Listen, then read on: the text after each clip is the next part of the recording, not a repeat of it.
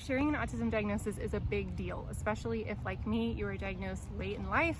I'm 31, obviously I'm still young, but for an autism diagnosis, this can feel like a very late in the game discovery. I spent a lot of time considering who I was going to share this with and how. Once I did share it, it was very important to me to have the right kind of support and feedback so that I could continue to feel safe in that relationship. So the number one thing you do not want to say, oh, you don't look autistic. Who looks autistic? That's a very stereotypical thing to say. We're all learning how to be more open-minded and accepting, but don't say you don't look autistic. All that means is that their experience hasn't presented itself in a way that necessarily affects you. Number two, definitely don't say, well, you must be super high functioning. All that means is that the autistic person has worked so hard to combat the stress and the anxiety within to become part of the neurotypical world that it hasn't made you think that they're anything other than neurotypical. And that, my friends, is a lot of hard work. It takes a tremendous deal of courage and mental work, emotional work every day to be a part of the neurotypical world when you're autistic.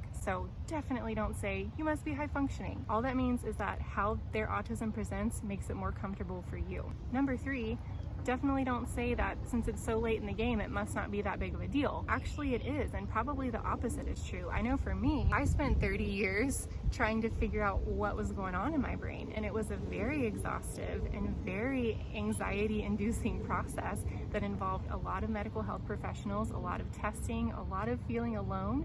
So just because it's presenting this late in the game, it doesn't mean that it hasn't been a big deal. It just means that other people haven't known that it's been a big deal. And the number four, definitely don't change the subject. That can bring shame upon the person who has shared it with you. It can also make them feel like you're very uncomfortable with the subject.